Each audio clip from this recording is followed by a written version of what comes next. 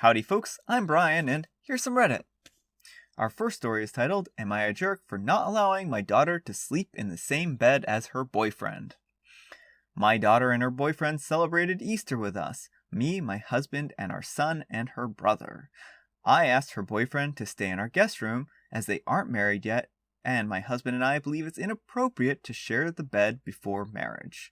Neither her or her boyfriend said anything at the time, but later it came up that they don't visit more often because we won't allow them to sleep together. I think this is ridiculous. After all, it's our house and our rules. My daughter agreed, but then she said she'd still prefer to sleep with her boyfriend and thinks our rule is what is actually ridiculous. She then tried to tell us that they still respect our rule. I pointed out that she was clearly lying about that since she was withholding her very presence from her own family. I said she was punishing us for having a very reasonable rule, and that she obviously doesn't truly respect our house, our rules. She changed the subject then. At the end of the trip, I asked when the next time we'll see them again, and was told maybe the 4th of July, unless they make plans with boyfriend's family first. When I pointed out she was still trying to punish us, who waits 3 months in between visits to their parents, she just left. My husband feels that I'm right, that our daughter's being unspeakably rude, but my son thinks that we're in the wrong, and it's not a big deal. Edit. She's 25 and he's 26. They've been together for 3 years and living together for 2. I don't include this because the rule isn't based on their ages or if they're cohabitating, so I don't think that's important. They will be allowed to share a bed under our roof once they're married and not a second sooner. Some people seem to think that we're upset that she's choosing to stay in a hotel instead of with us. This is not the case. She's choosing to avoid seeing us at all instead of spending time with her family. Edit 2. A lot of people are under the impression that my daughter and her boyfriend visit every 3 months. This isn't the case at all. They usually only visit 2 to 3 times a year. I could understand before, with the pandemic, and before that they were in college, but we expected more frequent visits now that they're not as busy. Her brother manages to see us once a month, so we know it's not too unreasonable of an ask. But she certainly doesn't visit every 3 months. If she chooses not to come in July, we won't get to see her until October at earliest. Alright, OP, here's kind of my view on it. The more difficult you make it for them to visit you, the less often they're going to visit you. If you think that by them not visiting you, they're not respecting your rules, then that's completely unreasonable here. What would be not respecting your rules is if they visited and then he snuck into her room and they slept together. That would be disrespecting your rules. What they're doing here is, following your rules, but they're choosing not to visit more often because your rules are restrictive. So there's a completely different set of worlds here, and I think that you need to come to realize that this isn't about you, or that this is more about the convenience of visiting you or not. They aren't punishing you. They may just live busier lives than your other son. So the thing is that one person's, monthly visit, they may feel like they can visit every month, and another person may feel overwhelmed to visit every month. So, again, this is really kind of them and their time and whether or not they feel like they have the kind of time to drop by, every few months. And you say that they visit once or twice, or 2 or 3 times a year, and so you also don't say how far away they are. You don't say, what their situation is. If they live like 3 hours away, it might just be a really inconvenient drive to drive 3 hours away. And, it also sounds like they say something about a hotel. If she's choosing to stay in a hotel instead of sleeping at your house, that's still respecting your rule. They aren't sleeping under your roof, So, but also hotels are expensive, so they may just not want to spend that kind of money on a hotel. So, really, honestly, you can have your rules. I think that's perfectly reasonable. You're not a jerk for having the rules. But you are a jerk for claiming that them not visiting you is disrespecting your rules. That's just not the way it works. Sorry. Question. Who waits 3 months in between visits to their parents? Answer. A 25-year-old who is treated like they are 15. You're the jerk. My husband's family wouldn't allow us to sleep in the same bed when we visited the first time I met them, even though they had a 2-bedroom house and his 9-year-old daughter was sleeping in the same room, and we would never have done anything in those circumstances. He ended up sleeping at his grandmother's house across the street.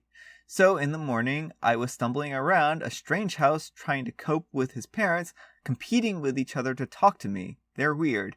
And talk to his daughter, who wanted continual attention, while all I wanted was to have a nice cup of coffee in silence. I told him next time we're staying in a hotel. I have no problem observing the no adult time until you're married rule out of respect, but I'm a bit old, 37 at the time, to be told where I can't sleep. I'm an adult, and I expect to be treated that way. I work through mutual respect and cooperation, not through commands delivered the same way they were when I was 8. I suspect OP's daughter feels the same way. Yeah. Good points. All right. Our next letter is titled, Am I the Jerk for Not Wanting to House My Sister's Fiancé? My sister, 27-year-old female, has been with her fiancé, Dale, for 3 years. My family and myself, a 28-year-old male, absolutely cannot stand him. From day one, he was just this rude, obnoxious slob, and we didn't have a clue what she sees in this guy. He's 30 and can't hold down a job. Either he quits because he doesn't like it, or gets fired after many absences. We're embarrassed to even go out to a restaurant with him because he will throw a fit over something in his food to try and get a free meal. I try to avoid interactions with him when I can because I can't stand him. With the pandemic, my sister got laid off and they moved in with a friend a few months ago to save up money, especially because they found out my sis is pregnant 3 months ago. Now my sister tells me that Dale and his friend got into some dispute and they can't live there anymore. She asked if it's okay if they stayed there with me for a little while, and I don't think that's going to happen. Aside from Dale being a jerk in general, I've heard he's an even bigger pain to live with. Before the pandemic, there was a whole drama with the landlord at his old place. Dale stopped paying rent and then was refusing to leave even after being given an eviction notice. No idea how it went down, but he managed to stay there longer until the landlord could go through the whole court process to get him out. My sister told me all about it because she was having fights with Dale trying to get him just to leave already. The last thing I want is to invite that possible headache into my home knowing that he's a freeloader.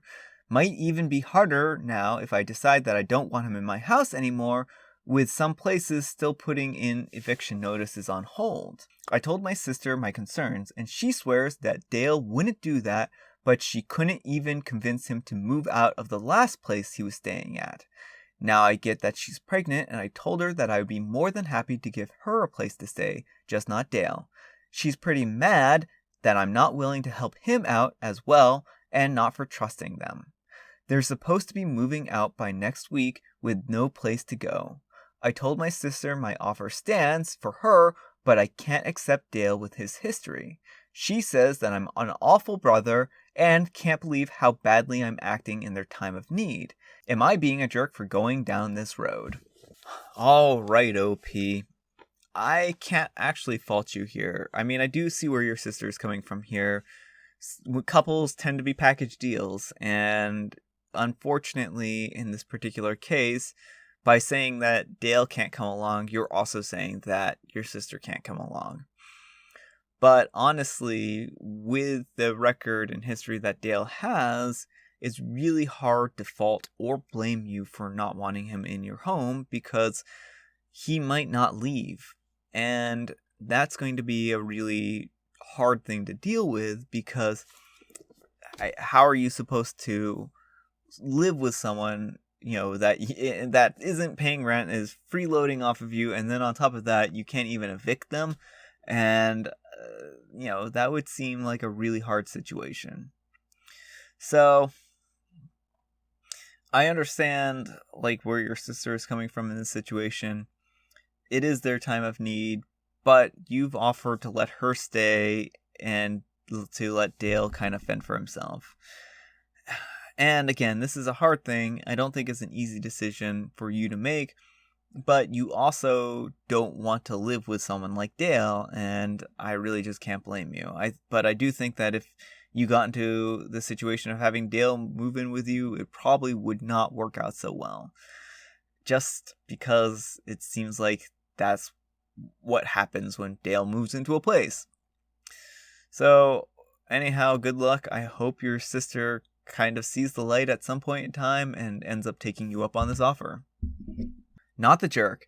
Dale, on the other hand, sounds like an absolute peach. I hate peaches. Dale is a durian. No explanation needed. A lot of people comparing Dale to different foods that they don't like. Not the jerk. Dale sounds like a piece of work. I think you have the right idea, not letting him into your home. Good on you for offering a place for your sister, but I highly doubt she'll take you up on it.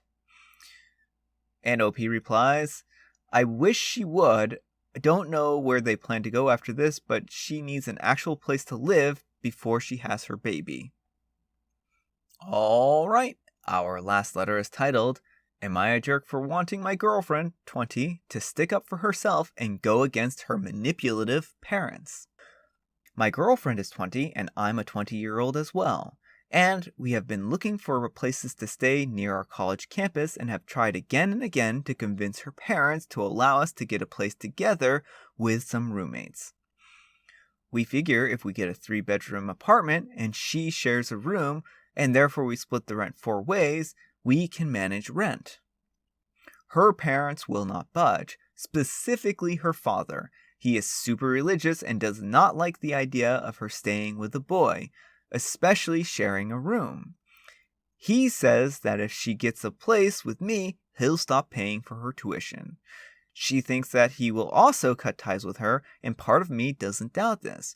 We casually mentioned the idea of marriage to see if that was where the line was drawn. He apparently flipped out. Her family lives on the opposite side of the country. He holds an iron grip on her. He has shamed her for living in the state to go to college somewhere with job opportunities. He has shamed her for going to college in general, saying that you can't be happy with your job, so why waste money?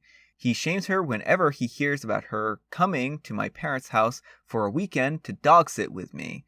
I live near college. I love this girl, I really, really do. I keep trying to tell her that her dad is taking advantage of her and she doesn't disagree. She doesn't want to lose her family. So I asked her what would happen if she just took out loans in her name and got rid of the monetary control that her dad has on her, even if she didn't live with me, just to have some power. She thinks that's a dumb idea because her parents are willing to pay it off so long as they maintain control. I don't disagree. I just want her not to have to live under them for even more of her life. I also want her to have some power and say. I also, obviously, want to get a place with her. Is it wrong for me to tell her to push back by taking out $20,000 in loan to stop her parents from holding it above her head? Thanks. Alright, OP. So this is really your girlfriend's decision, and the thing is that she has right now the opportunity to go to college for free, but there's a price to that. The price that she pays is that she has to follow a certain set of rules from her parents. And that's really what this boils down to. Sure, right now she doesn't have full control over her life, and her parents have some control over her.